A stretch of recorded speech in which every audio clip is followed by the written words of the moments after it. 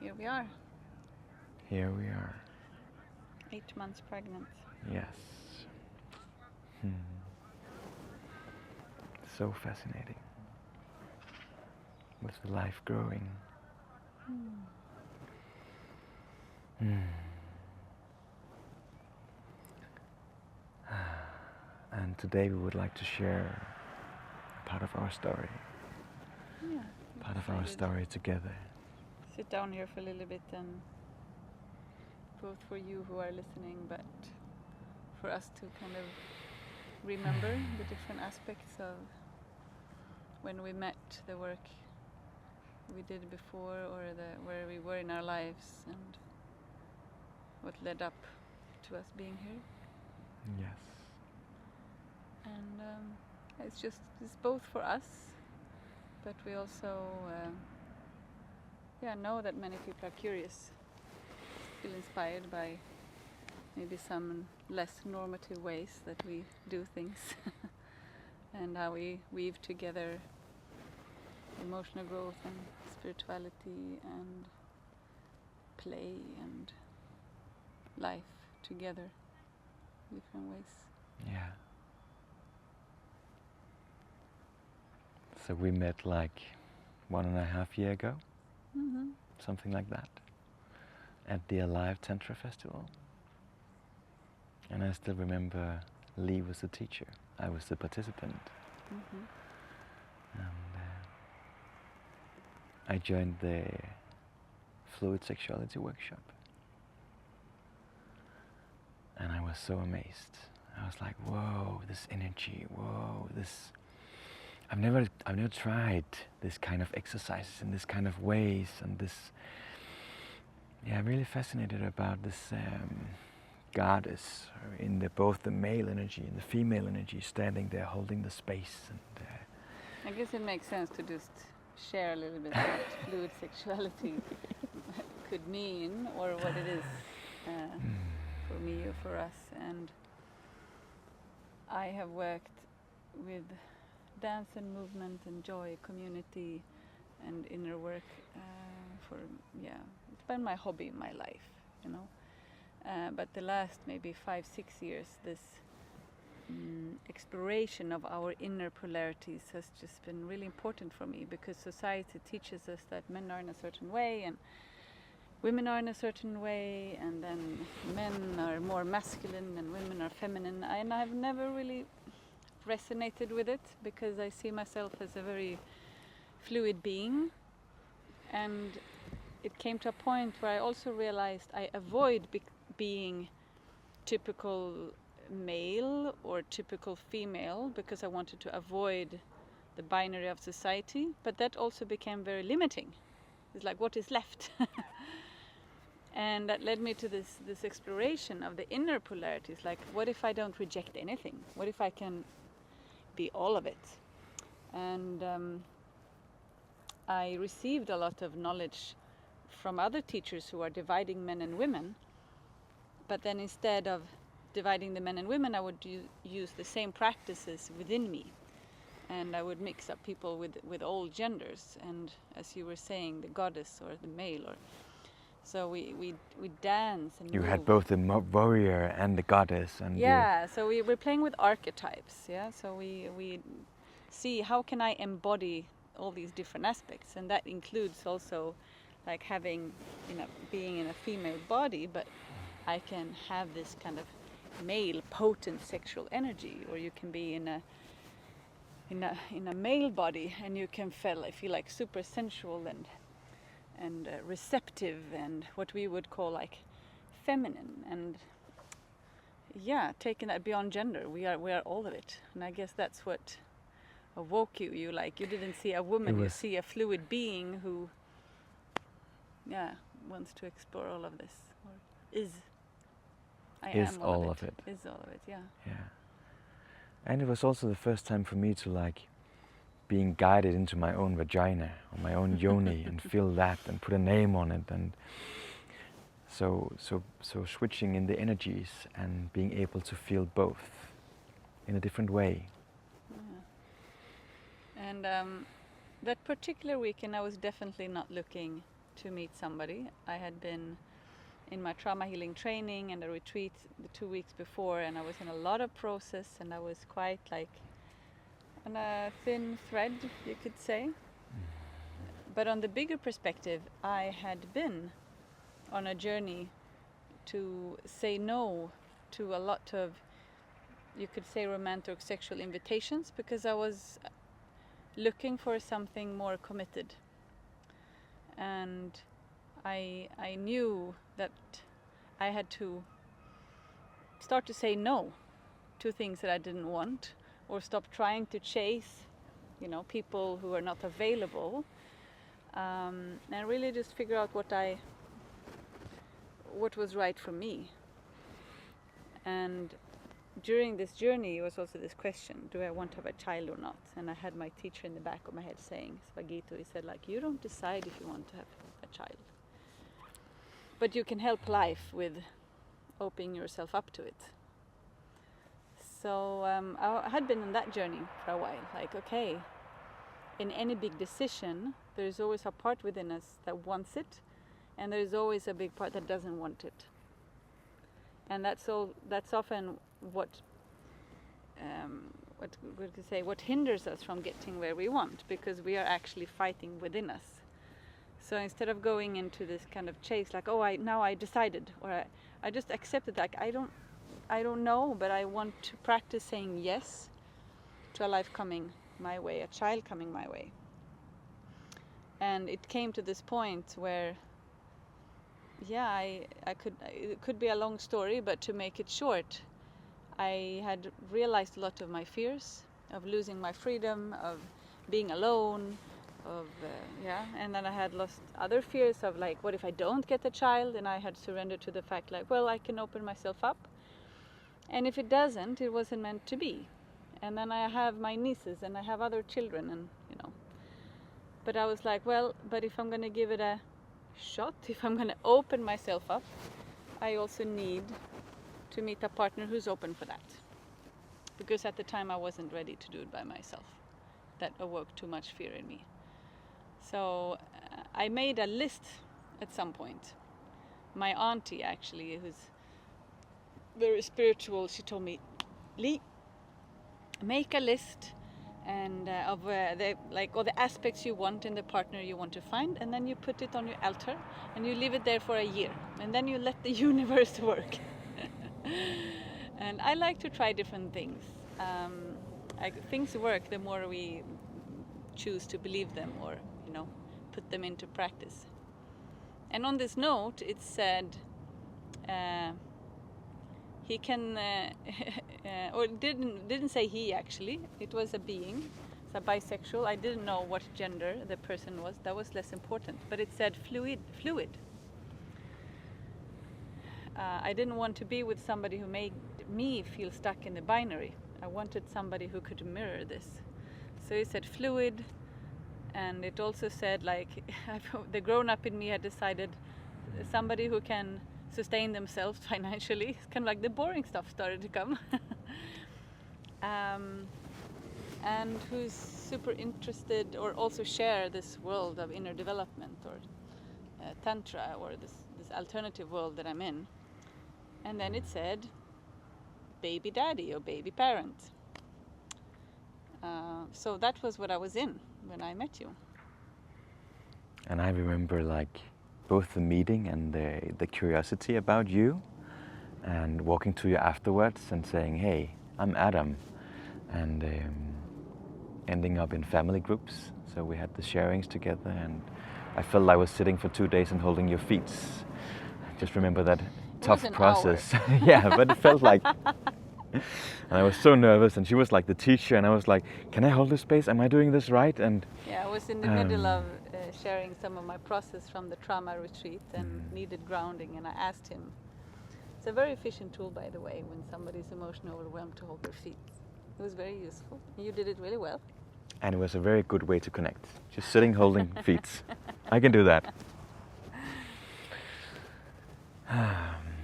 And I also remember you talking about this baby daddy you were looking for. Yeah. So we shared our own experiences, because you had your journey, and I've had my journey also about this becoming a parent, both becoming fluid. That was very new for me to be with female bodies instead of being with male bodies. That would have been my go-to most of my life. And I've also had a few times in my life where like, okay, now I'm gonna open up to make a child, and I had tried, I think like 3 years before I met you or something, very intense to make a child, and did not succeed. And so there was some curiosity and opening, and I had also let go of it, and was like, if it doesn't happen, it's okay.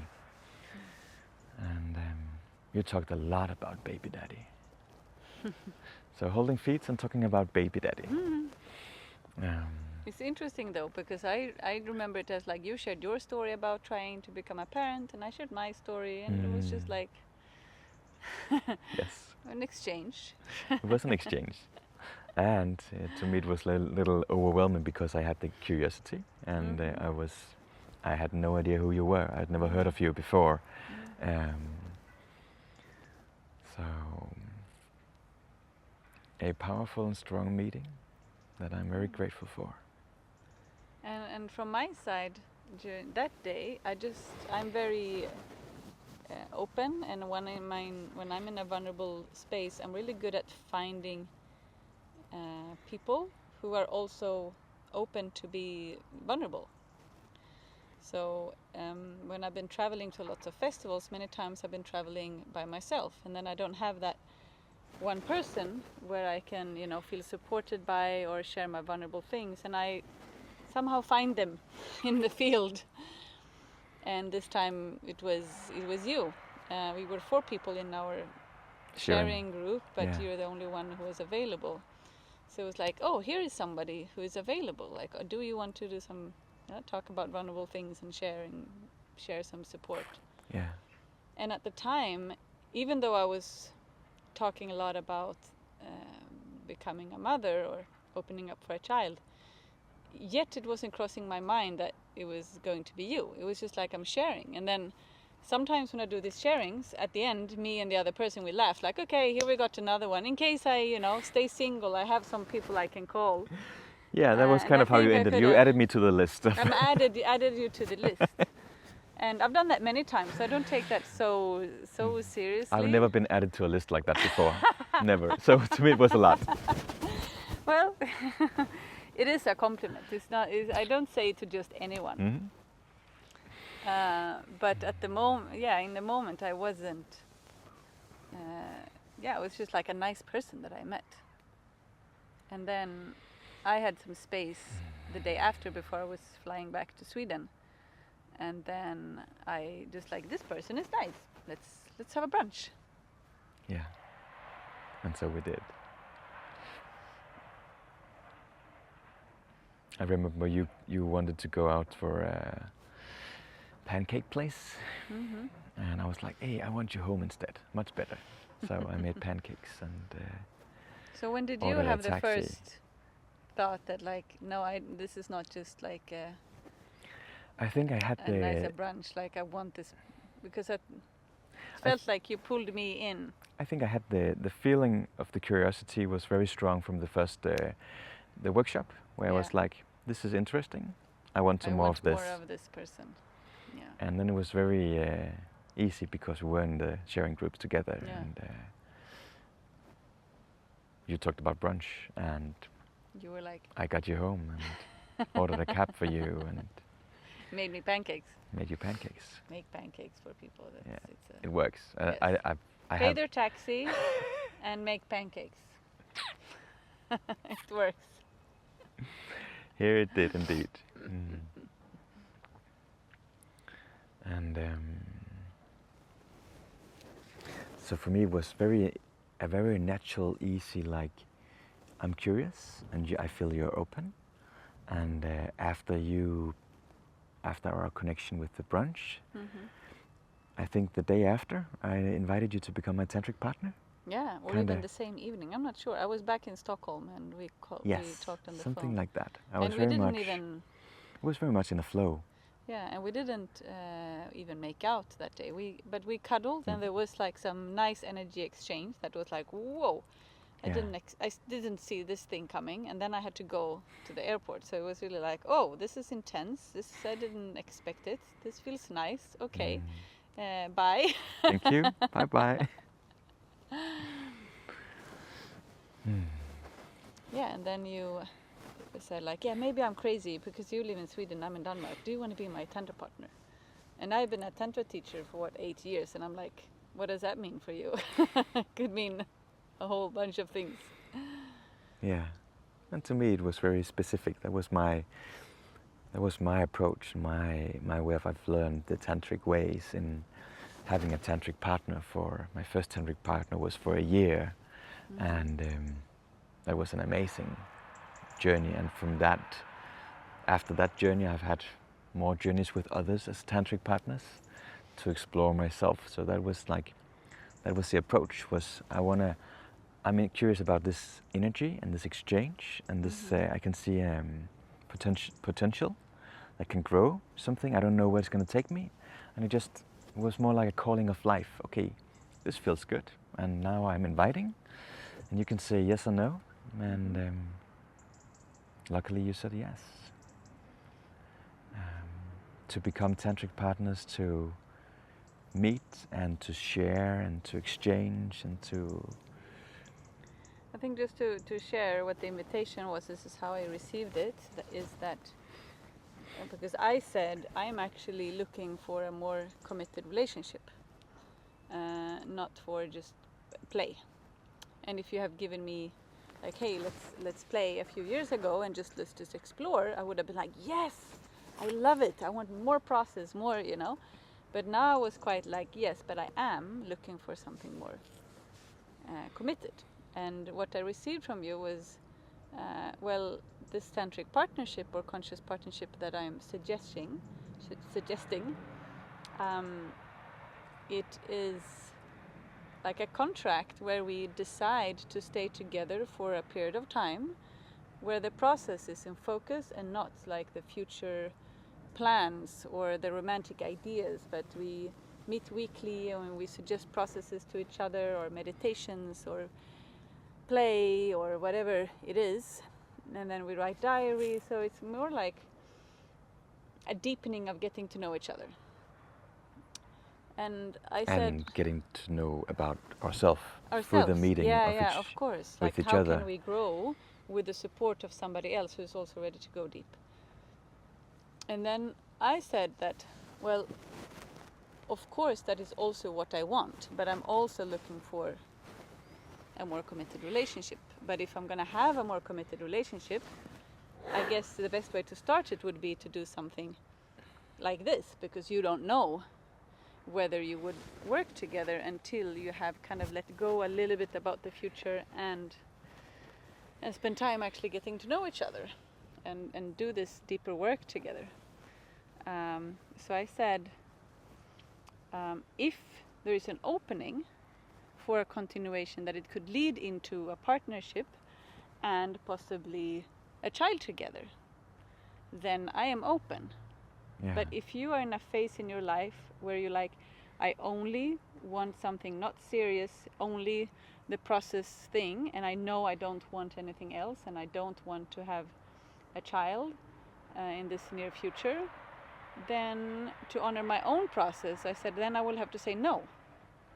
Because I was very committed to not continue to say yes to what I didn't want.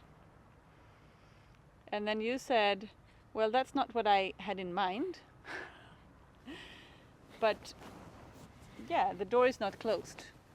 We'll see what the partnership takes us. And yeah, there's not a no for me to have a child. It's not a no for me that it grows into something else, but it's not what I'm looking for right now. And something me just said, that's enough. I can go with that. And there was also the opening of, if you found someone else, you can always like change your mind and say, Yeah. hey, now I want to go this way instead of...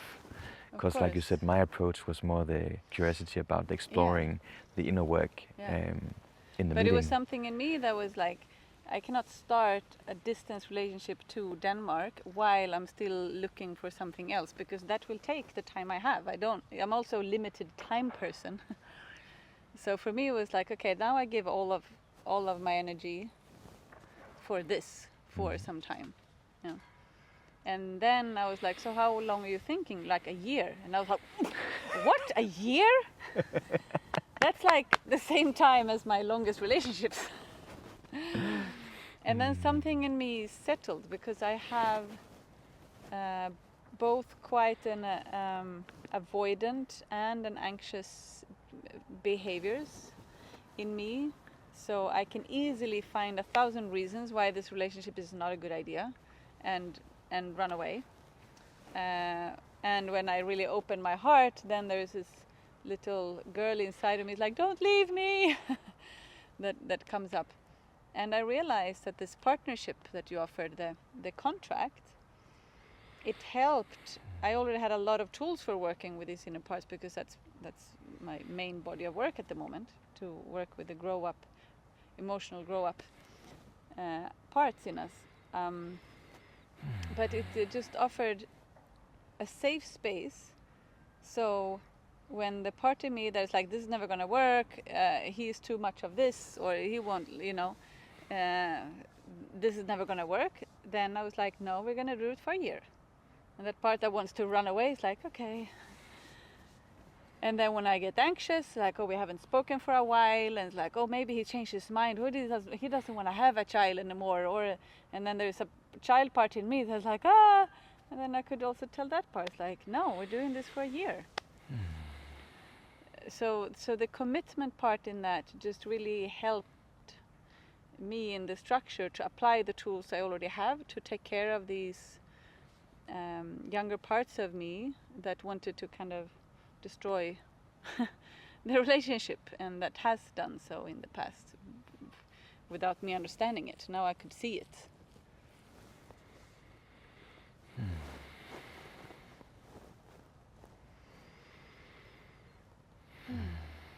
So I became quite calm in our meeting quite fast. Like, okay, we're doing this.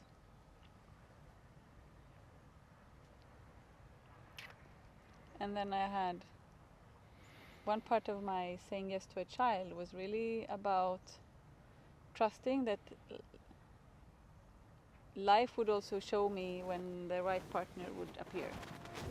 Before I had been like, oh, is this one, no, this one, or like, no, not that one, very like dramatic and emotional. And now I was just in this peaceful place that if the right person appear, if the child comes, it's because that is the right father for the child. So there was something in me that were like, if I get pregnant, then it's because you're supposed to be the child. The father of the child. What did I say? The child. Yes. So 1 month after we had met and had said yes to the partnership, Yes. or 1.5 maybe, I came to Langeland. And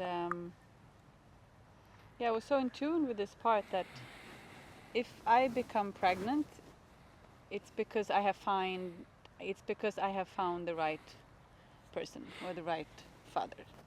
I'm not in a place anymore where I'm not just gonna like by mistake make a child, because I'm so conscious of this process. So if I get pregnant with you, it's because it's supposed to be you. So pretty much, 6 weeks in, like, you can be the father. How was that for you? Can I remember?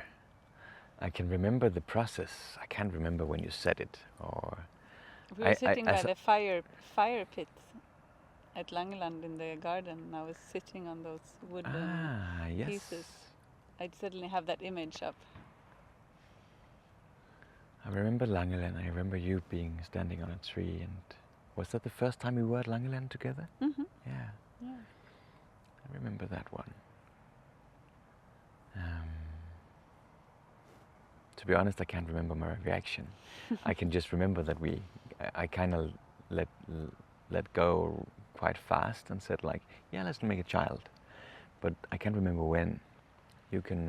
It sounds like you're better in that memory. Well, I remember you going in to what I would call like the romantic dream. I was like, yeah, like I feel like if like you're the right person to have a child with. But then you were like, yes, and then you can move here to Langeland and you can Yes, make retreats. I remember that. And I can That give was you amazing. everything that you want. And he started to paint this like perfect, Amazing dream. beautiful picture of our future. And, you know, some 10 years ago, it's like, yes! But now it's like, no, now we're going too fast here. Like for me, I don't know, it felt different.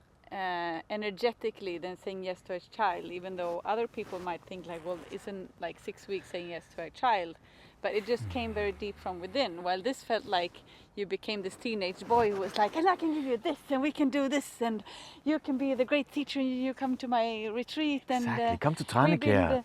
We build festival and we live happily ever after. And my sister went like, slow down.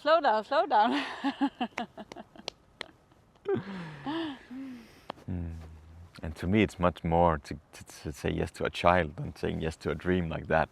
So well, saying yes to a dream is fake for me. Like, okay, it's easy to say yes. and we can always change. It's much more easy for me to like change my mind about. Okay, we're not gonna do this festival anyway. We're not gonna do the stream anyway. A child is much more like, whoa, this is for life. I can't really return this one. That is very true. I guess I was in a place where I don't want to say yes, or I didn't want to say yes to dreams that don't feel actually anchored in reality. I've been such a dreamer, and it's nice. It's not that I stopped dreaming. It's just I don't allow myself to go into it with that same like excitement anymore, because it's also a fantasy, and then we get we do things too fast and we get easily disappointed when they're not actually grounded. So I could see like, okay, I met this person who's offering me the perfect future because I'm a workshop leader, you're into tantra, you have a retreat center, I want to have a child and all of these things. But I was very hesitant to, you were the one in that part that was more like pushing. Absolutely. And I was like, one step at a time. And that is also much more my pattern in all my relationship. I like these dreams, these illusions that I build up, and it can be so amazing. And I love to be falling in love in these illusions. Yeah. I love the feeling, and everything is possible, and I get so much energy, and I can see it. And then you met a grown-up who says, let's not dream, let's stay in reality, but let's make a child now. Yes, I did. Yes, I did. Yeah, and then you said, I think it was in September, so we met in May, so like 5 months in, May. 4 months in. 4 months in. You said yes to a child, and I could sense both of us were like, let's do it. And it's also because I was like, I'm 40, well, I'm turning 40. So if I was 35, I'd say, hey, let's date for another couple of years and then we can still have a child. But being 40 just puts a little bit of that pressure. So it didn't come as so much of the naive, but it came from a little bit of pressure. Like, yeah, I kind of have to, it doesn't mean we have to make the child now, but within a year from now is where I would like to start this process. And then we got all excited and we're like, yay, let's do it. Exactly. And then what happened? And we opened up to make a child. And then I remember this feeling of, maybe it was too fast. I have the feeling that as I remember it, we started making a child and we opened up and we skipped the protection. No, we skipped exactly. protection, but I wasn't fertile. We skipped protection for the first time in our relationship. Yeah. And you were not fertile, so the risk was very... So we kind of knew that, yeah.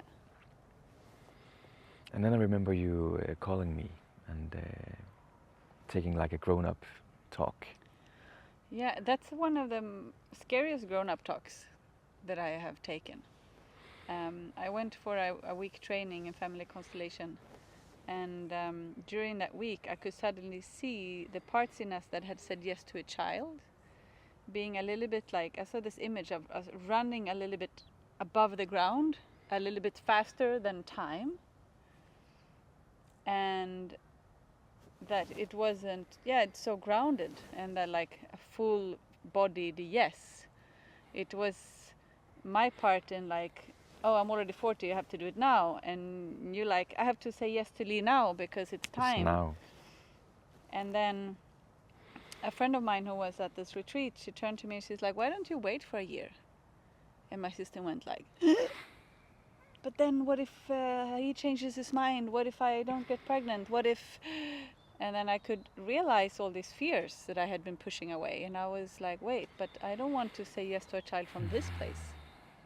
This is... I want to live what I teach and preach. It's like, it has to be coming from the right place. So I called you with the fears like, what if I say this? He might take his yes back.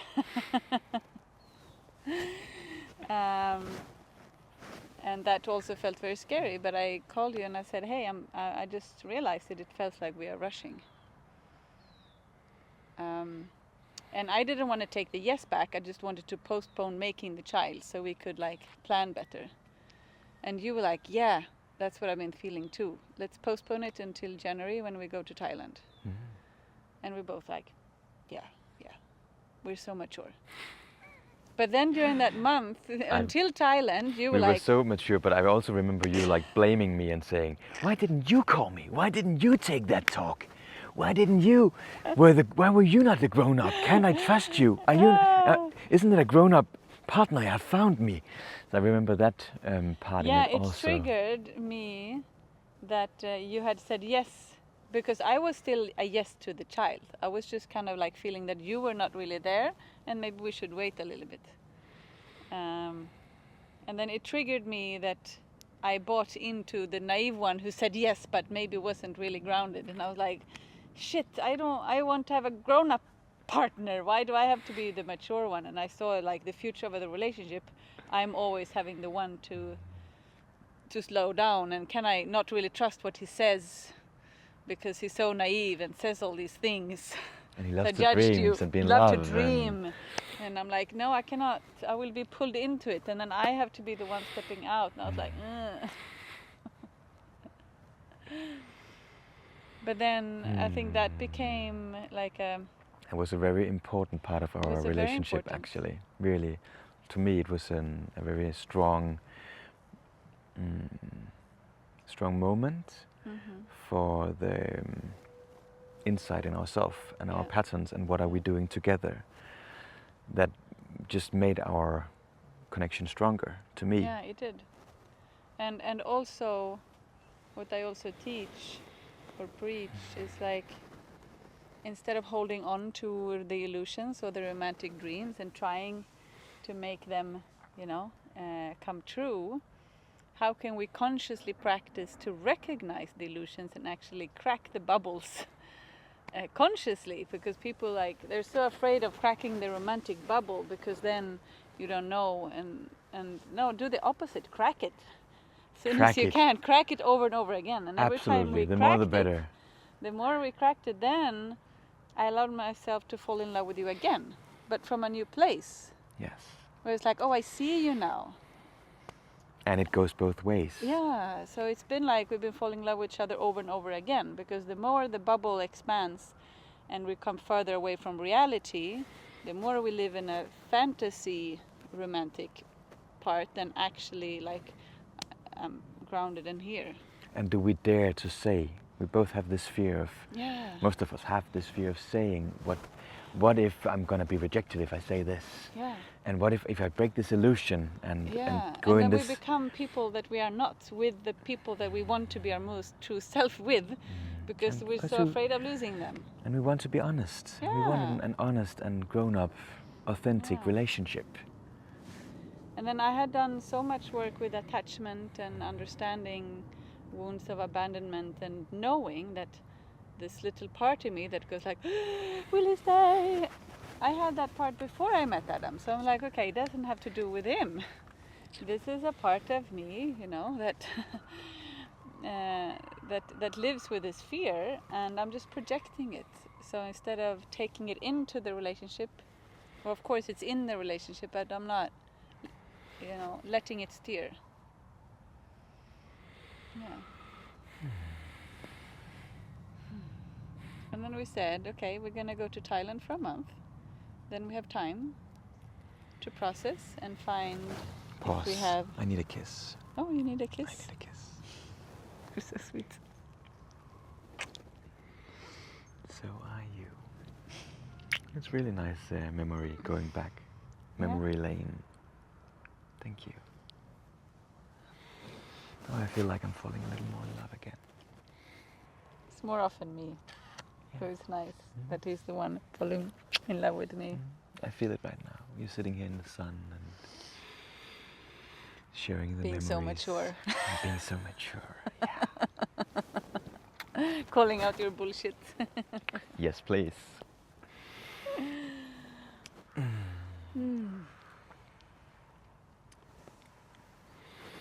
And like you said, then we went to Thailand some months later. And it's to me this whole relationship, having you living in Stockholm and me living in Denmark, in Copenhagen or Langeland, has been very different for me also. One thing is I'm really not the travel type. For me it's a huge step to just travel for a few hours. I'd rather just stay where I live and have small distances. So going all the way to Stockholm was a crazy long journey. 6 hours. And I'm used to going to Brazil and Mozambique. Exactly. And I'm like, hey, so just come, but it's just a train ride. So having the distance was very different and very, how would I say, useful, learnful. I learned a lot about what can distances also do, and doing online. It was very interesting in this journey as a tantric couple, being so much online in our meetings, and what can we actually do in the energy exchange through like a screen, or just through a phone or a computer, or where we met, and having some really beautiful meditations and sharings and questions and answers, exercises, and it brought me into another level of tantra that I'm very curious also to get more knowledge about, and I am amazed of all the stuff you can do in your practice online because you're so used to it. Yeah, I think it strengthens a relationship actually to have a long distance relationship, because you realize that the connection is not about how often you see each other or how often you have sex with each other. It's about building strength in the commitment and in the exchange, and not because you're fulfilling each other's needs, which a lot of romantic relationships are about. Like, I get the physical contact I need, I get the appreciation, I get the love, which are often unmet childhood needs that we're like feeding off each other, and it feels great. But to build a strong, long-lasting relationship, it's more about aligning the lives. And then the intimacy and the connection and the making out is like an amazing part of it, but it's really like, can we both see that we are also walking in the same direction, as opposed to this like good sex is all you need, or like love is all you need. And when we were in this distance, I could feel really fulfilled after an hour and a half of being online and just being really emotional sharing and about my life and an emotional intimacy. And as you say, I have that habit because I teach a lot online and I create these spaces online. So I already had a yes to the child. You did. I found my full yes much earlier. So how was your process? So my process was very, it felt very difficult. It felt very tough, like the fear in me of becoming a dad, and becoming a dad together with you, and all these, what will happen, and you have all this. It was so much more easier with my the last person I tried to make a child with, that was just open to take it all and all this responsibility. And you were like, I want you as a part of this, Adam. And of course I also wanted to be a part of it, but it was much more responsibility in the feeling. And my word, my focus had been for a long time this freedom word, letting go. And I've been living so much in control in my life. I had so much responsibility with my companies and my employees, and doing and projects, and more and more responsibility, and responsibility about my partners. And so going from this I want freedom to like inviting in a child in my life, and taking that as the rest of my life. I will have a responsibility. Not just give the seed, but 50% of Yes, responsibility. exactly.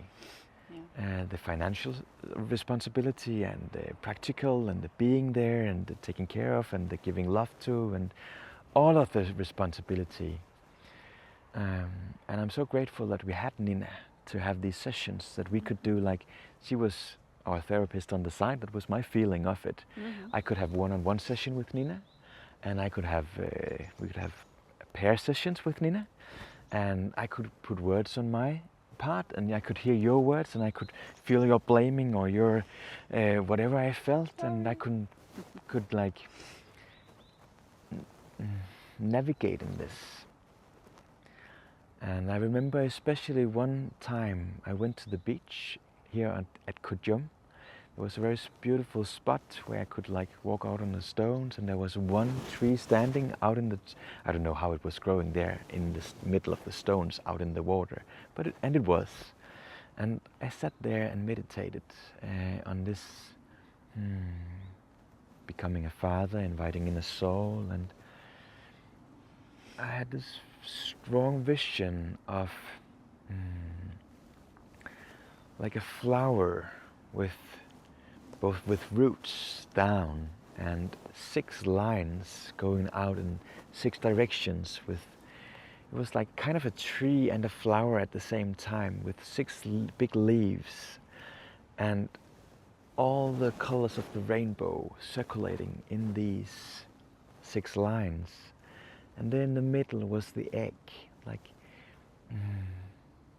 the soul, like a golden egg growing in the middle. And doing that meditation, it was like something in me did let go. The fear shifted, the feeling shifted in me. And okay, now I have the connection to the soul. Now I can feel that this is a natural part of my life. That was actually very much the feeling. It was saying yes to life.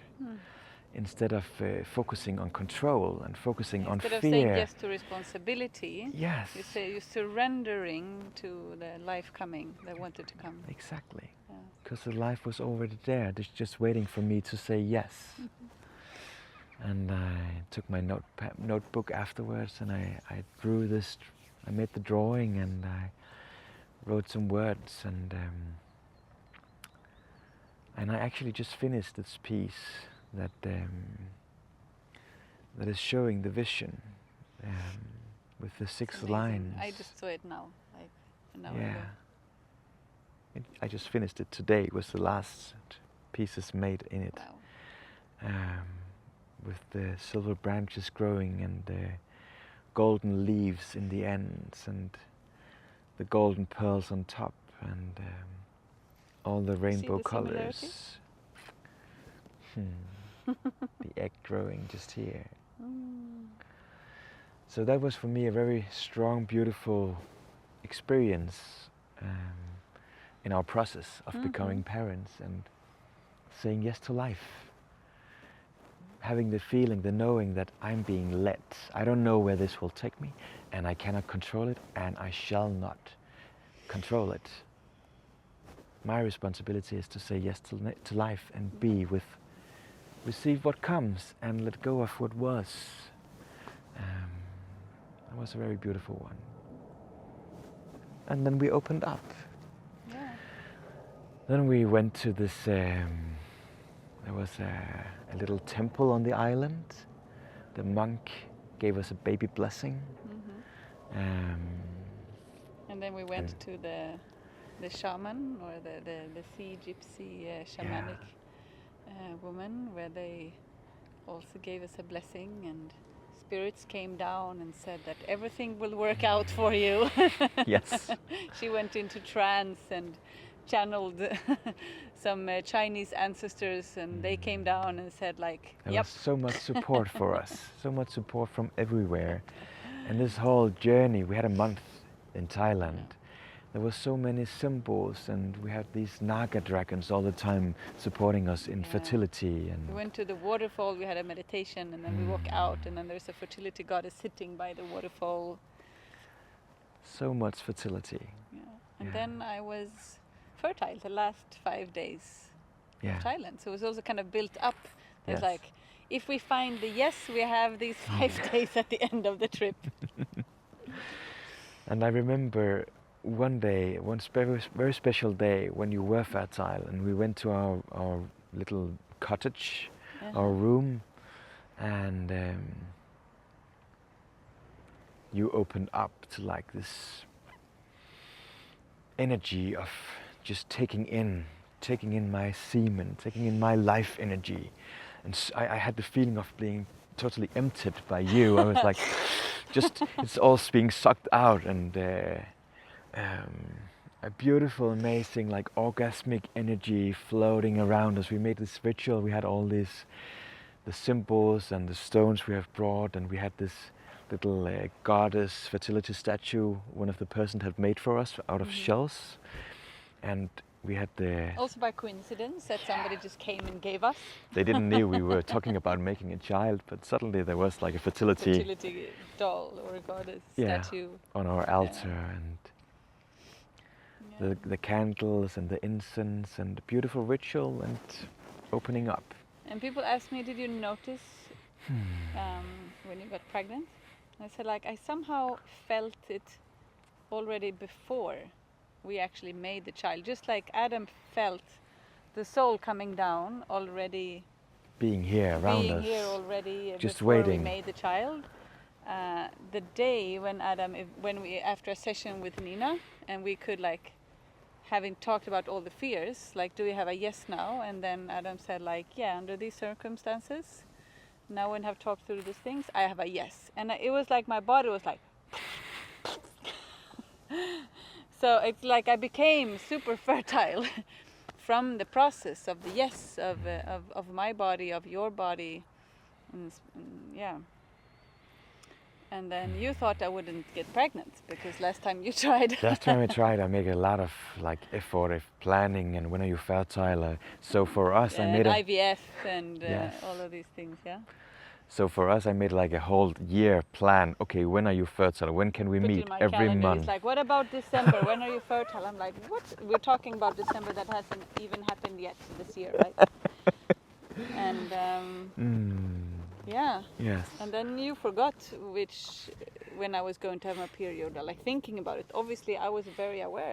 I was coming home. I was like, well, if I don't get my period, I've never tried in my whole life before to consciously get a child. So of course I was very aware.